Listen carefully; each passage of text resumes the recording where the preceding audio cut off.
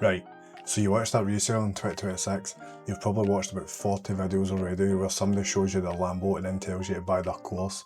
This is not that. I'm going to give you a step-by-step, start to finish, from having no money and no stock to having parcels going out and money landing in your bank. I've been doing this for years and years, so everything that I'm going to tell you is stuff that I actually do. It's not stuff that I've read somewhere. Stick with me for 10 minutes and let me show you how to start reselling and build you the full picture to resell in 2026. Step 1, money to start. Now, here's where most people fall down. They think they need 500 quid, 1,000 quid to get going. You absolutely don't. You need about 20 to 50 quid to start and then an absolute solid graft.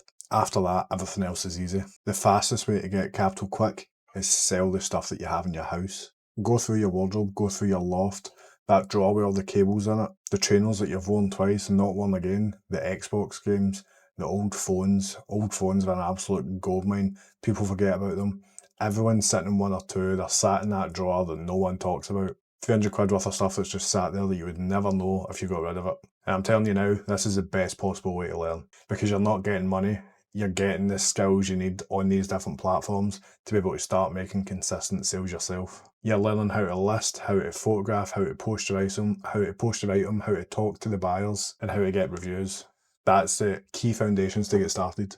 So do yourself a favour, give yourself a week, sell everything that you're going to sell. That's your float, that's what you're going to start reselling with. Don't buy takeaways, don't go on nights out. That's your business money now. Step 2, and this is the most important thing that's going to separate you from the person that's making money to the person that just collects used clothes. Buying stock that you know is going to sell, not stock you like, not stock that looks decent, stock that you know guaranteed is going to sell for the price that you want it to sell for. There's basically a ladder here, so let's take you up it. This is the entry level, the charity shops and the car boots. Yes, it's good. This is where everyone usually starts, and there's no shame in it. You're going to get bargains, you're going to be getting them nice and cheap, but you're up at 5 AM in the morning to go to the car boots. Weather's probably rubbish, but if you do go, make sure you're looking for that branded stuff that you know is going to sell. Don't buy it because it's cheap, and don't buy it because the person's trying to sell it and you want to be nice. Make sure you're buying things that you know fine well is going to sell. If you're looking to level up, the next step is reselling groups. This is what shortcuts this learning curve massively. Reselling groups like Resell Locker will tell you exactly what to buy, what to sell, what price to sell it for, and how to be buying your items. These type of reselling groups are what absolutely scales your business from just being a wee hobby to making it something sustainable. Being in a group with like-minded people is going to give you that momentum, give you that motivation to go and make more sales, make more money, and then showcase your results with everyone else in the group. And then the more advanced option that we're going to learn later down the line is vintage wholesale. Once you've got a bit of money behind you, you can start looking into bulk deals, bale deals, kilo bales, wholesale pallets of vintage supplies, all this type of thing. But you need the money behind you to do it, and you need the knowledge to be able to know this is what I should buy and this is what I shouldn't buy. Don't buy it because it's cheap, and don't buy it because it's available. There's many options out there. Make sure you don't get stung. But hear me out on this. You don't start here. Do not start with wholesale straight off the bat. You need to learn the fundamentals, and you need to learn what to buy and what to sell. One rule that I've always stuck in mind that sticks to me with this day, if you can't triple your money on that item, it's not good enough to be buying. Because some platforms have fees, some platforms you need to pay for shipping. If you're not tripling your money, don't buy it. Step 3, photos. And this, I would argue, is probably one of the most important steps that only you can control. Same jumper, same price, 2 different sellers. One will sell in a day, one will take 4 months to sell. Why? One person's photos were good, one's were rubbish. So here's my flat lay method. Plain background, a white sheet, bit of cardboard, wooden floor, anything like that. Basically anything apart from your duvet, not on your bed. You don't want it to look grubby, you don't want it on carpet so it's got stains in it. Something clean, something neutral, not too flashy, and just put your item on that. It doesn't need to be anything spectacular. Shoot down so that you're pointing down. The camera's pointing down at the item. Don't do it side on, don't do it any other angle. Straight down, your listing photo, you should be looking directly at the image. You don't want the customer to have to go and find what they're looking for. Then you've got your supporting shots. So you've got the brand tag, the size tag, the wash label, any logos or graphics. And this bit matters, the flaws. See if there's flaws in an item, don't try and hide it. Make sure you shout them out. because one, you're going to get a bad feedback, the item's probably going to come back to you, and it's just all negative that you don't want. If the item's got a flaw, it's got a flaw. Sell it as is, but make sure you tell the buyer this is what's wrong with it. Trainers are their own thing, front on, side profiles, the sole, the heel, the size tag, everything you need to show. If it's got a style code on it, show that as well. You need to show as many different angles of this shoe as you can so that the potential buyer can instantly know, yeah, this is a shoe I want, I'm just going to buy it. You want the buyer to have the most confidence possible in buying this item. If they're humming and hawing, they're just going to go with another seller. You need to make sure that they buy from you. Make them as confident as possible to buy from you. Step 4, pricing. Stop guessing. There's actual data out there that's going to tell you what an item sells for. See, if you go on eBay and go into last sold, you can actually see what items have sold for in the past. You just base what you're going to sell it for based on eBay sold. It's as easy as that. If you don't know how to do it, jump on eBay, filter it by sold listings, and then you can see all the listings that are there. It'll tell you the dates that they've sold. Filter it by that and sell it as is. That's you. The bit that really sticks with people and the bit that people don't understand is, see, if I see something that it says it's selling for £20, I'm listing that for £23, £24, because if I want £20, I know I'm going to have an offer on that item, and if I want that actual £20 to be £20 in my bank, I'm going to need to list it at 24 and then take an offer 20. So the buyer thinks they're getting a good deal, but you know for a fact that you're getting the full price for that item. Trust me, it works. People think, oh, you've priced too high, no one's going to look at it. Yes, it absolutely will look at it, but the first thing they're going to do is shoot you an offer. That offer is exactly what you want them to do, because then you can accept that and everyone wins. As soon as you've got someone sending you an offer on an item, that's you starting that negotiation. You're a lot more further forward than you were if they looked at it and didn't send an offer or just scrolled on to the next item.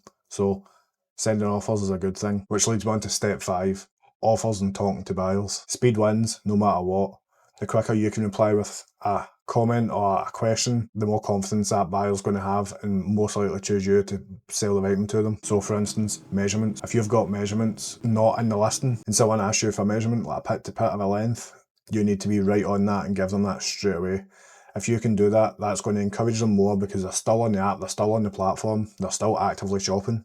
So if they can get that from you, it fits them, a lot more chance that they're going to buy straight from you. Counter offers, it's an absolute bread and butter on this game. If the item's £23 and they offer you 20, don't be offended that they've offered you 20 quid. If something's £20 and they offer you tenner or £11, go back with £17.50, you'll probably land on 16 and it'll be happy. And if you're happy to take 16, you're still making good money on that. So you bought it for £4 or £5. Get it gone, get it into another item. The thing I see most that people do that frustrates the life out of me is losing a sale over 2 quid. What's 2 quid? You can't even buy a meal deal with 2 quid. If you've got a sale that you're still making good profit on, but you're 2 quid apart, just accept the lower offer, move on. Step 6, it's sold. Now you just need to get it out the door.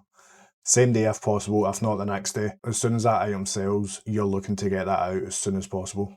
Fast dispatch is what gets you good reviews. Good reviews means more sales, and it's all connected in a big loop. If you sell an item, get it out as fast as possible. The sooner you get it out, the sooner you get paid. The sooner you get a review, it builds that account, and then you go again. So have your kit ready. Polymailers, tape, a printer if you've got one. Fold it properly. Put it in the polymailer. Write a nice thank you card if you've got one. I see a lot of people on TikTok doing that. If you don't do it, don't worry. Maybe even a wee review saying, please leave me a nice review, whatever. Anything. If you're doing any of that, put that in the bag, get it folded, get it sent. Step 7, reviews and getting your money out. Your rating is your shop window. If you've got 5 reviews but someone's got 5,000, 9 times out of 10 they're absolutely going to go to them first. So you need to build that review count as much as possible, because that is the first thing people are going to see to decide even if they're going to look on your page, never mind if they're going to buy anything. On Vinted especially, once the buyer confirms that item, you're going to get paid instantly. So as soon as they confirm that item, you'll get your money, that goes straight to your bank. After a couple of days, you'll get an automatic review, job done, a completed sale, completed transaction, everything's perfect. A quick word on tax, because no one really talks about this in the UK. You've got a tax allowance in the UK, so for small businesses or hobby sellers, you've got up to, I think it's like £1,000. Once after that happens, if you're a reseller, you need to register for self-employed. Track your buys and sells and your postage, do it on like a weekly basis, something like that. Just make a basic Excel sheet, it doesn't have to be anything fancy. Speak to your accountant if you need more advice, because I'm a reseller, not a tax advisor. Step 8, the bit that turns this from a hobby to a business. Reinvest. The first 100 quid you make does not go on a night out, it does not go in takeaways, it goes right back into the business. And the second 100 and the third 100 go right back into the business as well. You're a small startup, you do not have the funds to take money out, because everything compounds. So if you're putting 50 quid in and turn that into 100, that turns into 200, it turns into 4. If you're taking £100 out every other day, you're just consistently staying at the same level, you're never growing. And that's the same cycle all over again. You buy your stock, you photograph it, you list it, you sell it, you post it, you reinvest, and you go again. That's how you're going to grow a consistent business, and that's how you're going to scale to numbers that you didn't even think you could do. The only thing that separates you from someone that's going to chuck it in a week's time is you're going to reinvest the money and you're going to keep growing the business. If you keep taking that money out, you're not going anywhere. So here's what I want you to do. This weekend, take 10 items from your house, no matter what it is, something that you think is going to sell, list it on Vinted and eBay and sell them. That's your starting pot. Then come back, tell me how you done, because I read every single comment. If this was useful, hit subscribe. I do content like this every week to help other resellers grow their own business. Thanks for watching, we'll see you in the next one.